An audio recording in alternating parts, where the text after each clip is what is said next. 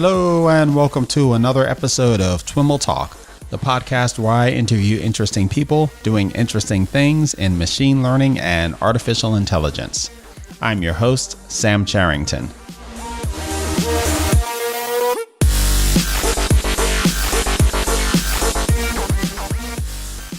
Are you looking forward to the role AI will play in your life or in your children's lives? Are you afraid of what's to come and the changes AI will bring? Or maybe you're skeptical and don't think we'll ever really achieve enough with AI to make a difference. In any case, if you're a TWiML listener, you probably have an opinion on the role AI will play in our lives, and we want to hear your take. Sharing your thoughts takes 2 minutes, can be done from anywhere, and qualifies you to win some great prizes. So hit pause and jump on over to twimlai.com/myai right now to share or learn more. In this episode, the third in our Black in AI series, I speak with Ayanna Howard, chair of the Interactive School of Computing at Georgia Tech. Ayanna joined me for a lively discussion about her work in the field of human-robot interaction. In our discussion, we dig deep into a couple of major areas she's active in that have significant implications for the way we design and use artificial intelligence, namely pediatric robotics and human-robot trust. I found the latter bit particularly fascinating, and Ayanna provides a nice overview of a few of her experiments, including a simulation of an emergency situation where, well, I don't want to spoil it, but let's just say that as the actual intelligent beings, we really need to make some better decisions. This was a really fun interview, and I'm happy to share it with you. Let's get to it.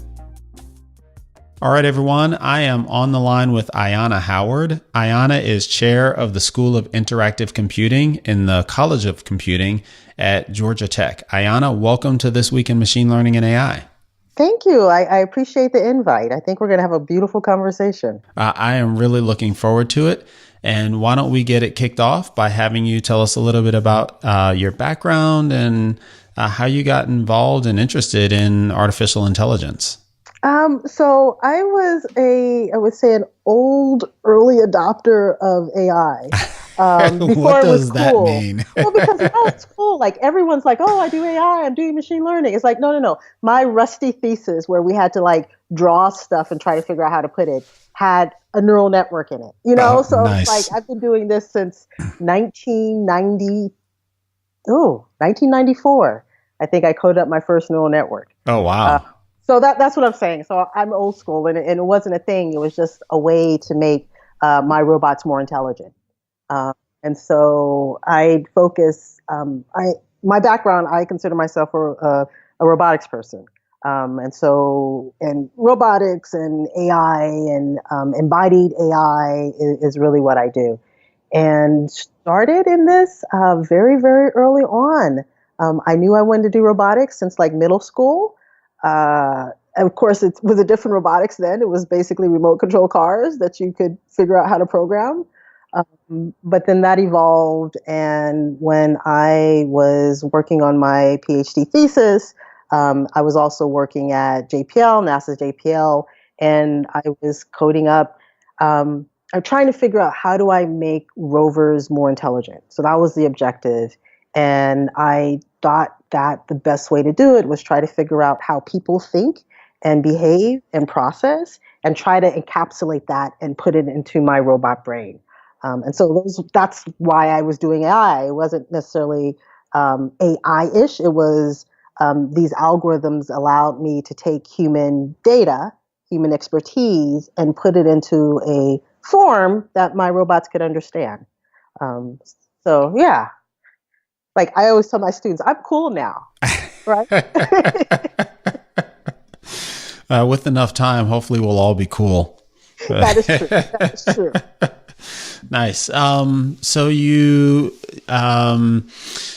mentioned kind of capturing human experience and kind of using, encoding that in your robots. You also mentioned neural nets. Like when I think of the way we captured human experience and put them into systems at that time, a lot of it was like expert systems and kind of the previous, that wave of AI from like the 80s.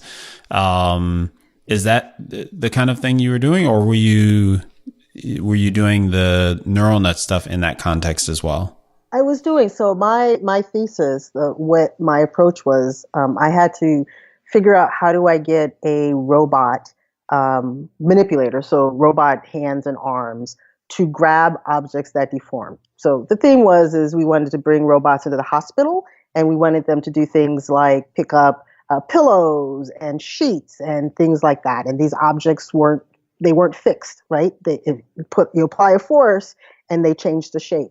And there was really no way of mathematically modeling that. And so my thing was, let's learn. And so what I did is early human demonstration is I had sensors on these manipulators, and I'd have people grab objects with them. And I would collect that data, and I look and see, how much force did they have applied. And then I would model the object deformation, but the input was about the human. Okay, this is how much, and lift it up. Oh, it fell. Okay, this is how much they applied. And it was solved. So that's how I got the data. And that data was then used to train a neural network so that the robot then could visually see this object. It would map that information in terms of a model that I created.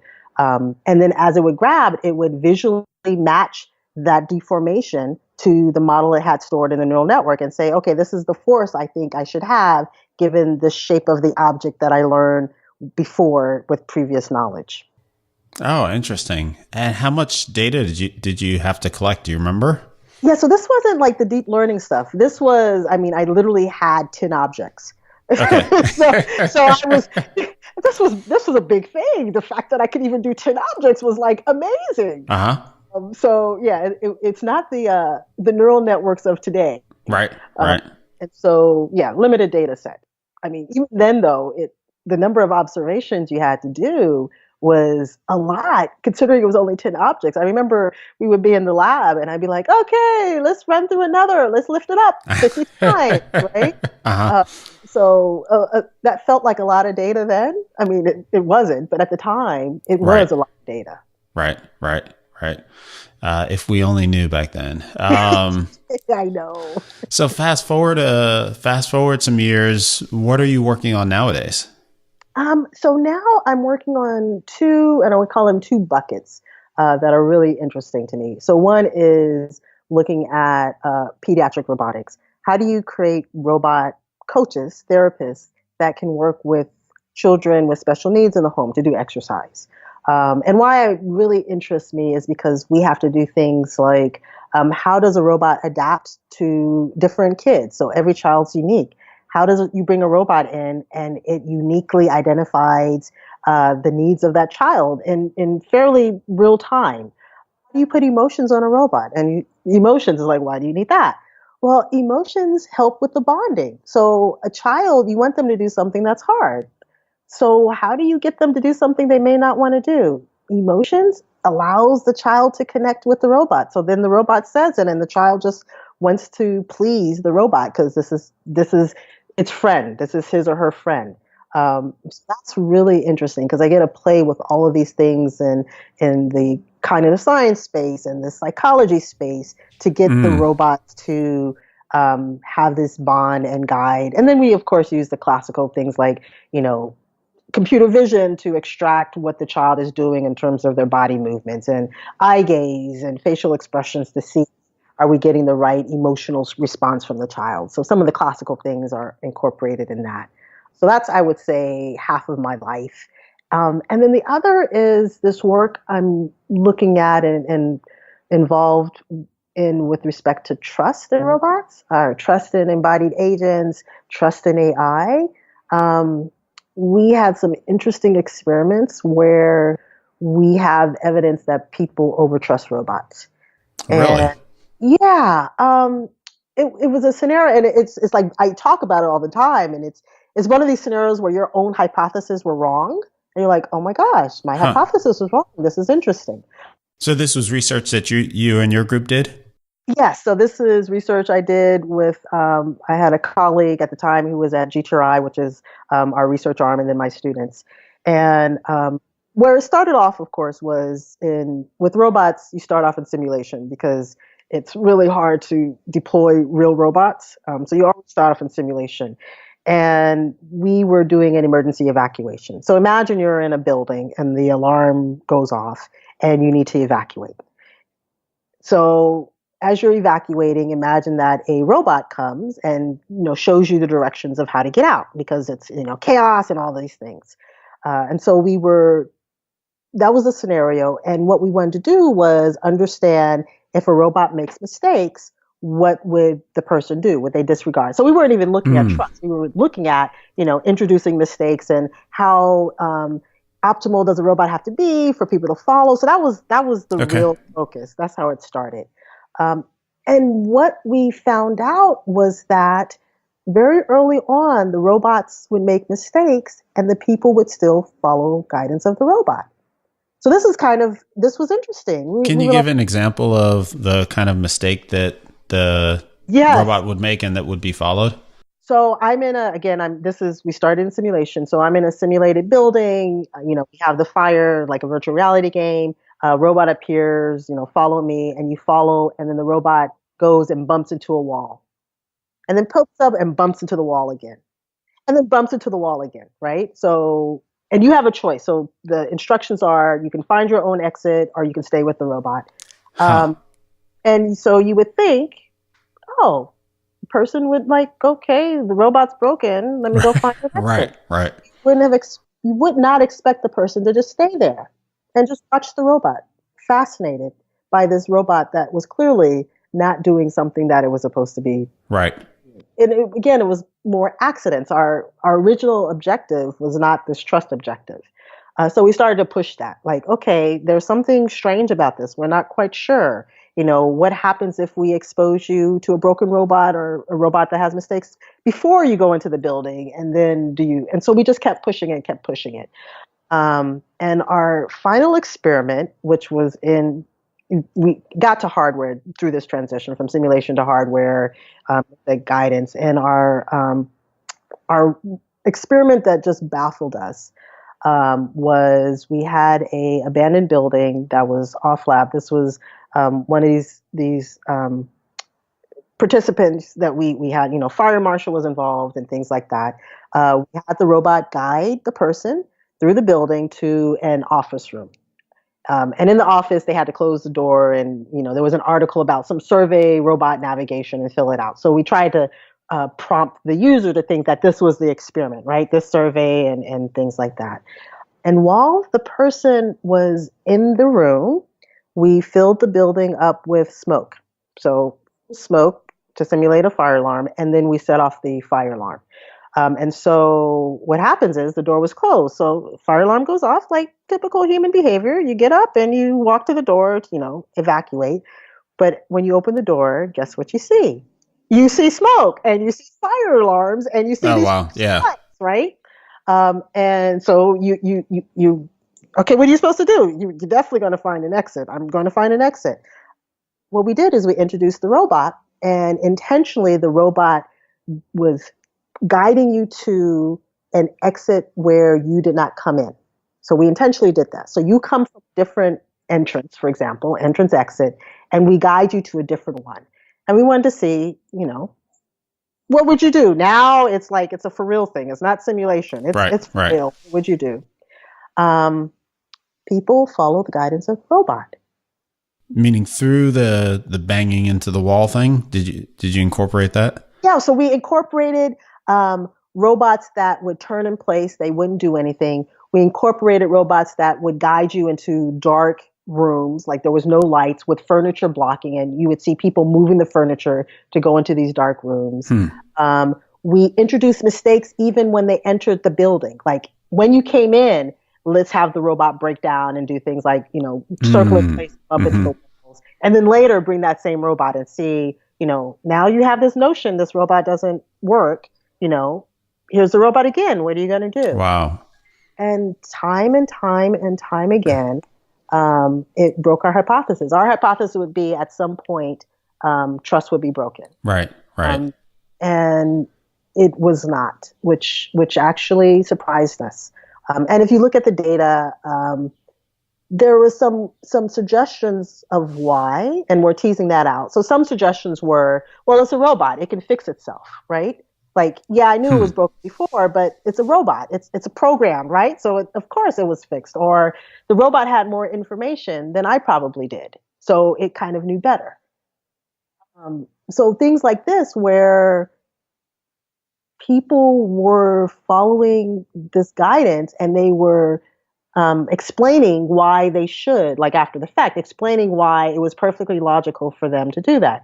And then I look at things like, Tesla and autonomous vehicles and Right. crashes, and people are like, oh, how did you run into? And I'm like, no, it now makes perfect sense. Interesting.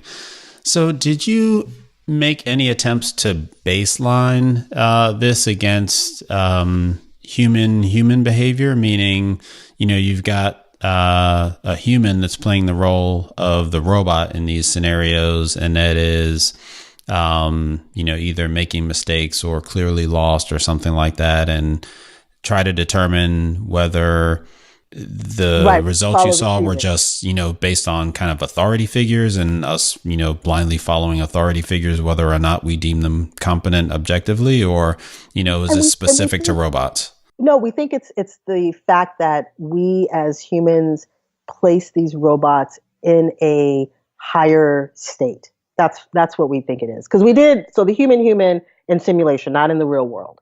And we think that is this aspect of, like, the robot knows better. The robot is an expert in this scenario. And so what did you see when you did human in simulation? Oh, it was the same. It was, well, so interesting enough, we did, again, the human is teleoperate. So there's a human controller kind of thing. We also did static signs, like trying to compare robots and signs. So it was more of a comparison than anything else. And we found in, like, the human aspect, peer pressure was more effective. So if you had an influencer that was very dominant, they usually can influence the person. If not, you had to have, like, additional people to influence the person. And so, like, if one person's like, I think it's over there, right? Versus, no, it's over there. Right. And again, that's exuding, I guess, authority. And so I think it's about three, like, you need three people to say, I'm uncertain, but I think it's over there for it to be fact in that regard. So we do think it's this, and I won't say necessarily authority, but this fact of, this is the expert in this situation. And yet this is a totally human situation. And that's really what is a little bit disconcerting. So we did another study also in this trust, where in the therapy, related to therapy, where we looked at comparison between a robot therapist and a human therapist, and looked at aspects of trust. And so, would you follow the guidance? And there we didn't do the mistakes. We just wanted to get a baseline of this, what you're talking about, authority, but basically feelings of, this trust and following. And interesting enough, in that scenario, for the robot, they literally would in terms of our survey results, they claimed that they trusted the robot. In the human scenario, they said trust has nothing to do with it. It was the same task. I mean, literally, we had the robot and the human do exactly the same behaviors, because we didn't want to put in any nuances like, oh, the human smiled instead of, at instance 1 versus instance 2. So we basically scripted the behavior of the robot and the therapist exactly the same. And what was the task here? It was a therapy task. So they basically had to follow the guidance of moving their arms in a certain configuration. Okay. So very, very, not a very strenuous task, just very simple exercise task. So physical therapy. Physical therapy. Right. Physical therapy. And so the humans, when they were being guided by another human, it was, just this thing that they, did, whereas when there was a robot involved, it kind of evoked this, question of whether there was trust involved in the relationship. Yes. Is that the idea? Correct. They weren't the same, even though the outcomes, and because we measure the outcomes, like, what did you actually do? and the people participants followed the exact same like trajectory and rules, and there was very little variation in terms of even how well they did the task, but yet their perception of the agent differed. um, and even we even modeled the exact same speech, like here's what you say, like exactly the same Right, with the right. robot and the human, scripted, and yet there was a difference when it was the person. Now that's interesting, but I'm not sure what exactly it tells you. What conclusions did you draw from that? So the conclusions we drew is that because there's this aspect of um, it goes with bonding, but this aspect of trust. Mm-hmm. What that means is, I think that when you have these scenarios with these humans and these robots, that if a robot says something or does something or tells you some information, you have this assumption that um, the robot must be correct because I trust the robot is going to do the right thing. I trust the programmers that are programming the robot to do the right thing. Whereas with the human, it's just and humans question other humans all the time, right? And I think it's because as soon as a human does something wrong, you'll probably be like, oh, you're wrong. I'm not going to trust you. Right, right. But I think because based on our previous work, if a robot does something wrong, because you started off with this condition of trust, it doesn't break. It's interesting. You mentioned Tesla in passing, and in this context, I can't help to think about how, a lot of us are notorious backseat drivers. Like we wouldn't get in a car and just like totally cede control over to someone else without, be constantly thinking about what they should be doing better. But Right. yet so many of us would sit in a Tesla that tells us, pay attention, keep your hands on the wheel, and Still totally like, oh, not. no. Right. Yeah. And then, there was a recent accident where a Tesla like slammed into a fire truck, and it was, Yeah, I think it was at right. 65 miles an hour. Yeah. And I didn't see in the article whether the driver, was claimed to, being just, was not distracted or, was like deeply engaged in something else, or, in this context, you almost wonder if, someone's thinking, oh, the car's going to handle it or something. I don't know. Right, it'll do a last minute maneuver. Right, right. Is autonomous vehicles an area that you're getting involved in and applying some of this? We are. We've done our first study where we are looking at, again, you always have to have a baseline. So we're at the baseline. What is your, if you know that there's another driver on the road that's human, and that human makes a mistake. So what is the baseline? No mistake, and then the human makes a mistake. What is your driving behavior? Does it change? Do you pause it? And then do the same thing with a self-driving car to see what happens. So that's our baseline, and we just collected our I can't tell you the secret sauce yet, but overtrust is there. Let's just put it that way. And so we're going to push that, and ultimately it's like, well, why are you doing so? Yeah, you prove that it's overtrust. Ultimately, what I want to do with this research and with my lab is then come up with methods to mitigate it. Because the fact is that we are going to be dependent on these AI systems, right? We're going to be reliant on them, and we're going to trust them to do what they're supposed to do. And I think as roboticists, we also need to ensure that if there's a scenario where we're uncertain, for example, I can look at the data and be like, oh yeah, we're 85%. Oh, that's good enough. Give the answer, right? I know this. I know how accurate my stuff is, or how certain, or, oh, this data set I really haven't seen, but it's close enough. And I come up with a metric of what's close enough. I think that information would be valuable. If I'm in a self-driving car, for example, and I see a scenario, I should be able to give feedback like, there's something in front of me.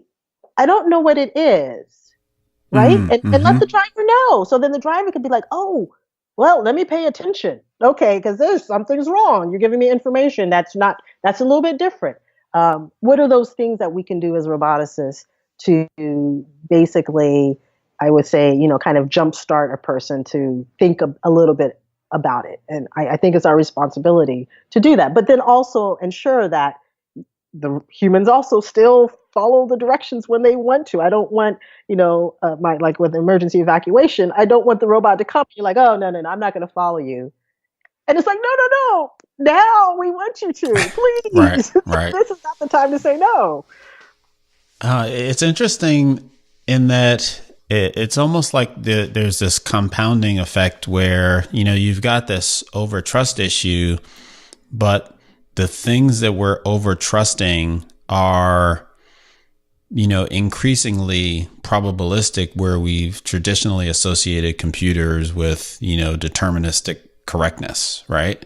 Right. And, just the way you're, describing, I'm kind of thinking through like all different kinds of ways that one might convey, this, probabilistic notions via, robots and systems like this. Like what's the confused face on your Tesla or some other robot or right. What does that look like? Right. And how far have you gotten with that? Have you come up with directions in that, or have you come up with any initial research into directions on conveying these kinds of probabilistic outcomes? Or We have, but it's not, and so with anything, it's not statistically significant, which basically means we have more work. So one, we found that the way that you provide information, there's a timing constraint to it when you provide that information. It's important because we filter. So depending on the timing, you'll filter out the information. Figuring out what that timing is, we still, and again, we're at the stage of, okay, here's the event, what happens if we provide the information right before, like at the point where they can still make a decision, but maybe it's a split second type of decision. What happens?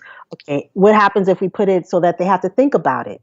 And so we're playing with that to see maybe, because I can give you the information, but I have to also give you the urgency to do something and also make sure that you can do something. So if you think about the Tesla, maybe it's a blocky, way up ahead, but I'm only going 1 mile per hour, right? I probably don't need to tell my user I'm confused. right. It may not make sense.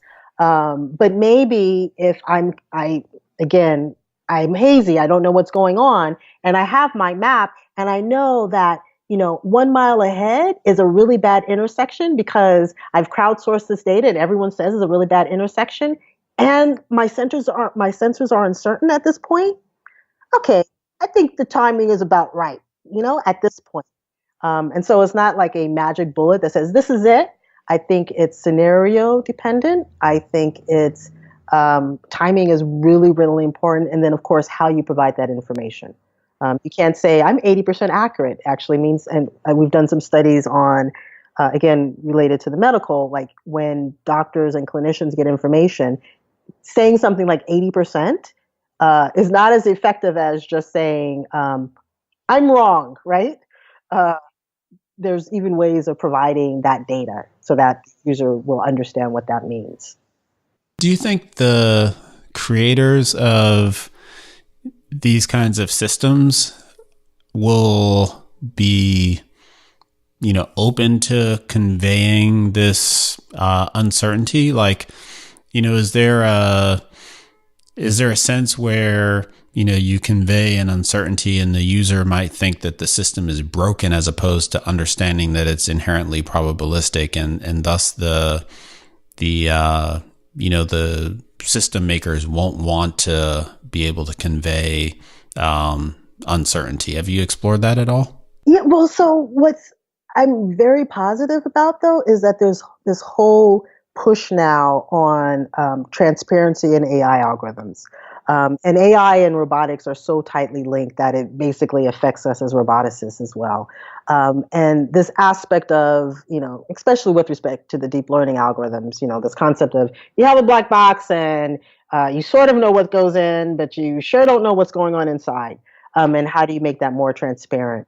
And so I think that there is now consensus that algorithms should be transparent. I think that there's still disagreement on how transparent and how that information should be provided to the user.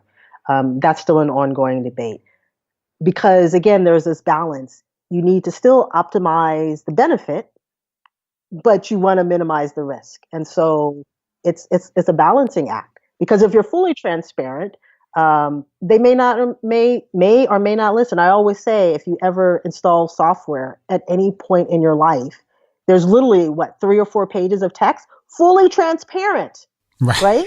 I Like, agree. does anyone care? Like, no, right? Right. It's only right. after the fact they're like, I didn't realize I just signed my life away. That was line number 10.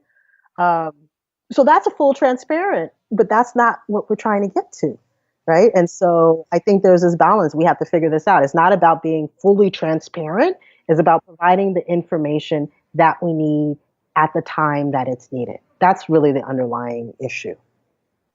And does this, you mentioned earlier, we haven't had a chance to dive into it, the work that you are doing with pediatric robotics.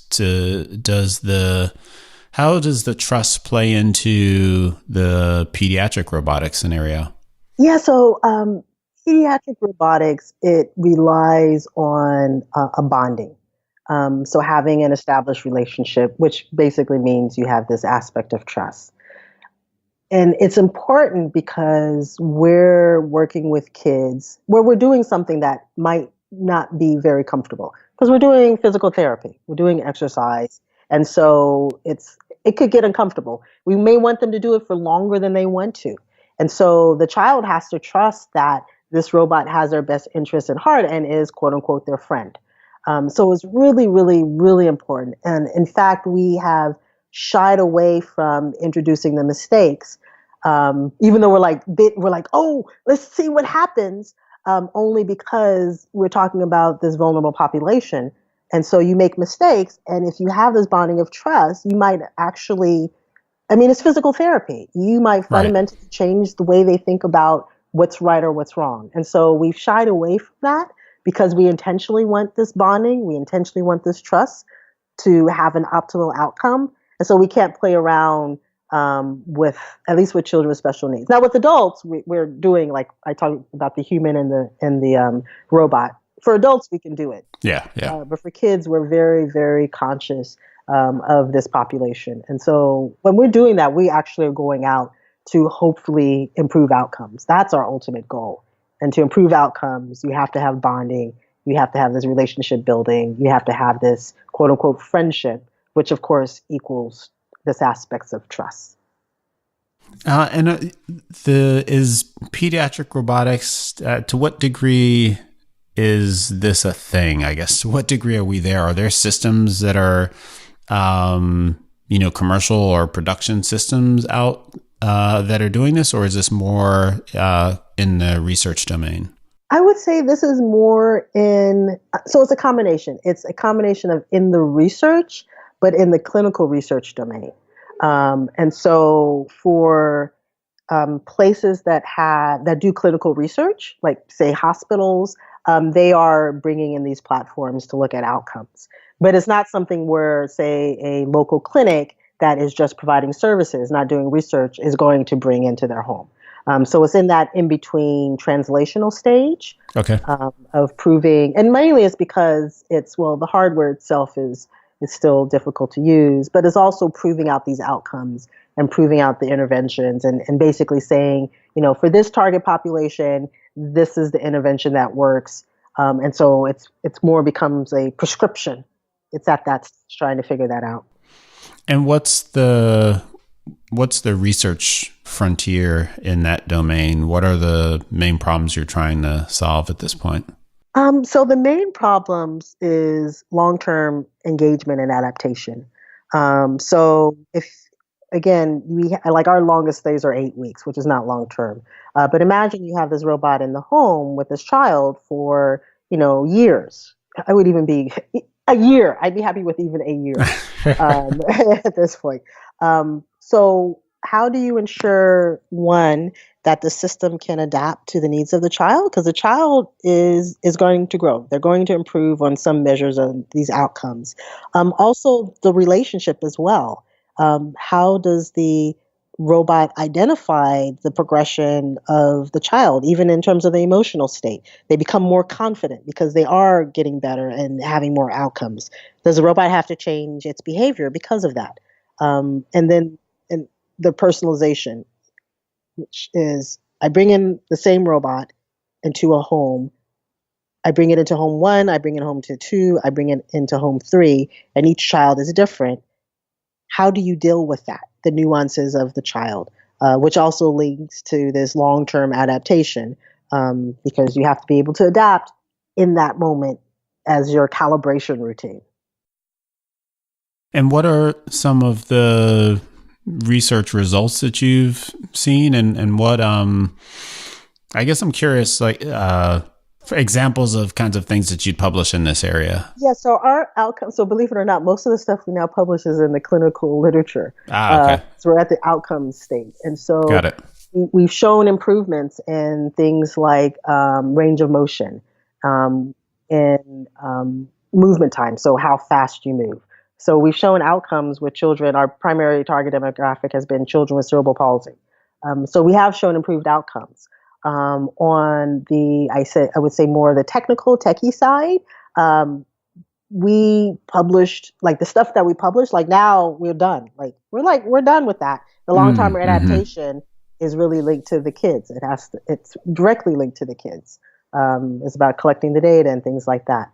So I would say the technology infrastructure was things like how do you create an expert system based on a knowledge base of therapists interacting with kids. So that's how we started our initial training, is we looked at therapist-child interaction and looked at how do they interact with the child, what kind of information did they provide in terms of both verbal as well as gestural feedback, and took that and started with an initial system that we can then have the robot extract, looking at correlating facial expressions to an emotional state.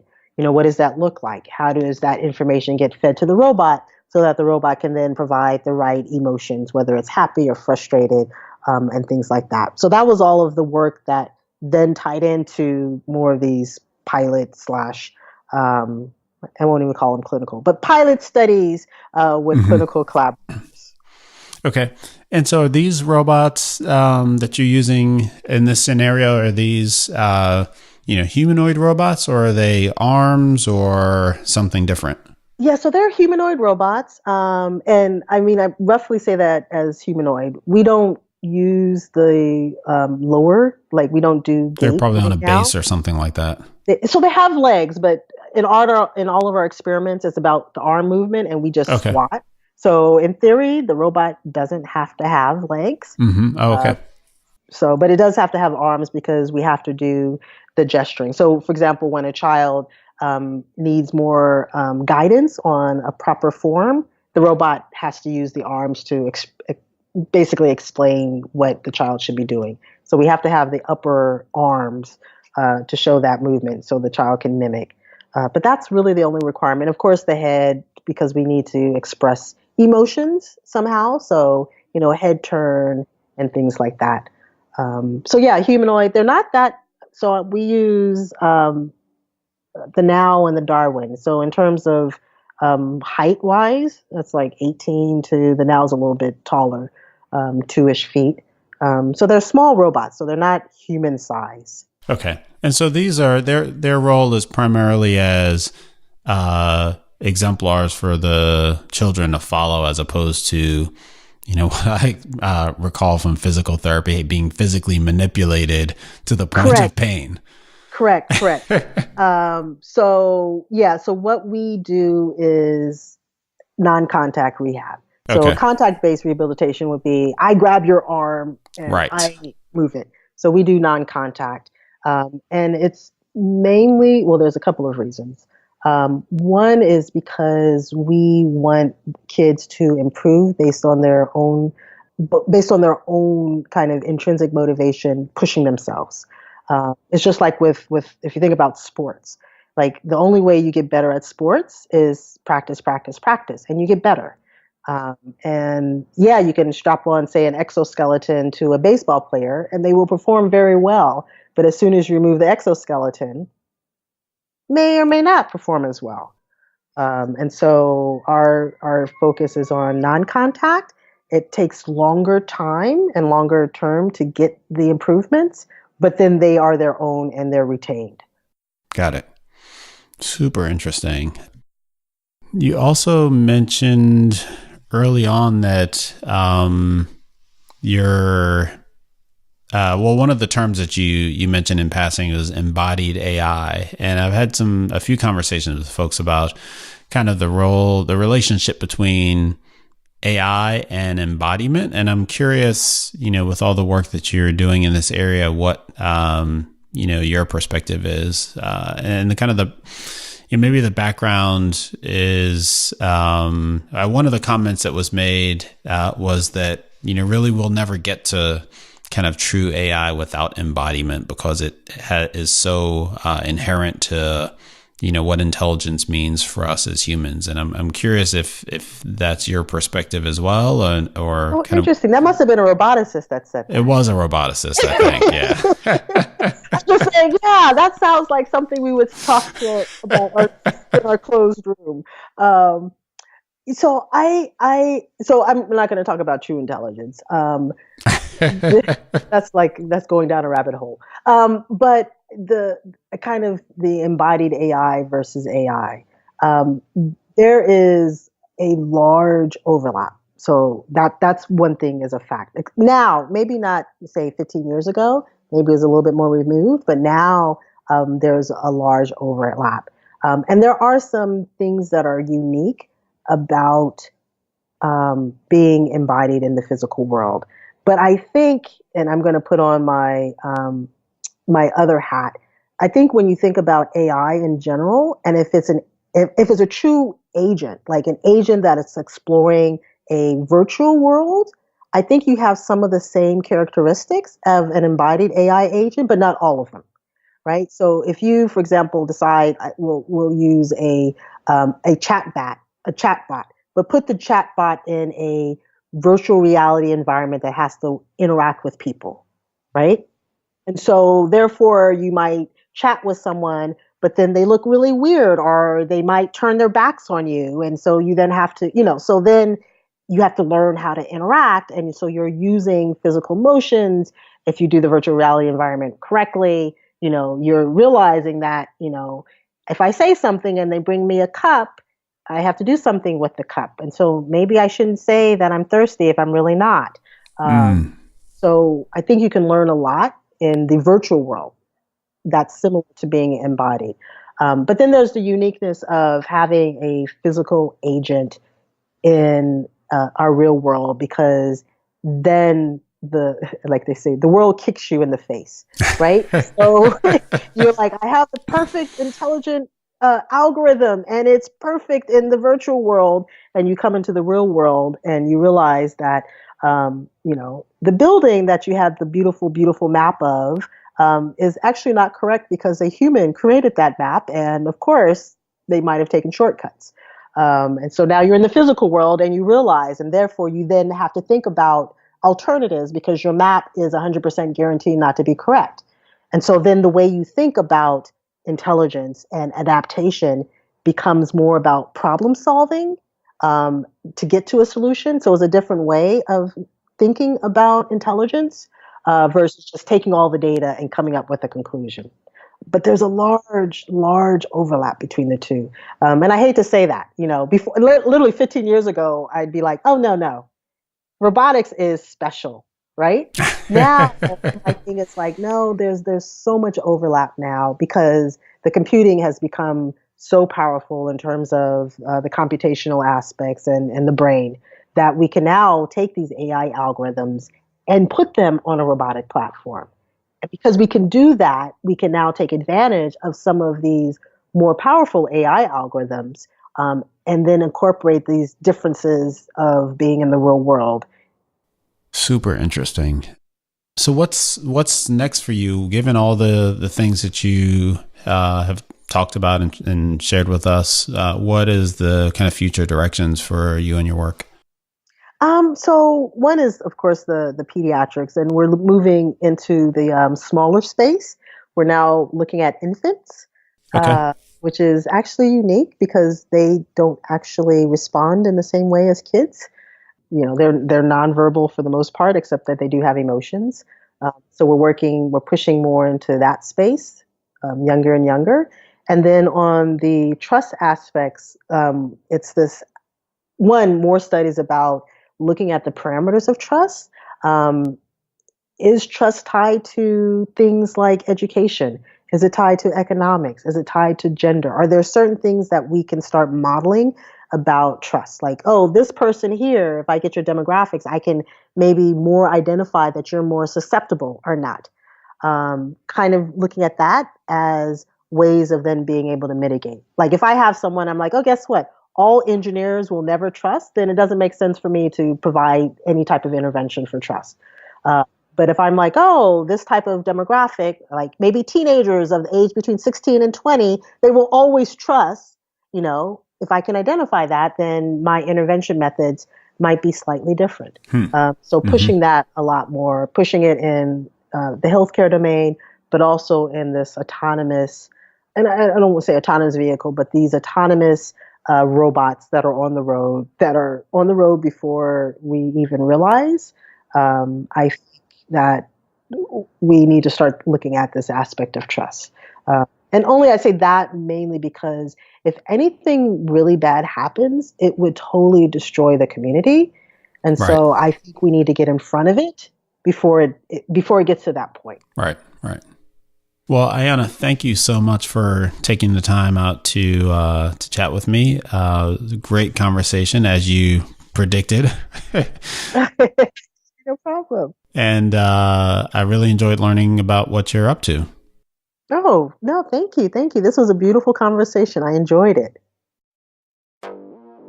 All right, everyone, that's our show for today. Remember, we want to hear your thoughts on personal AI. If you were too excited about the interview to hit pause before, now's your chance to head on over to TWiMLAI.com/myai to talk back to us.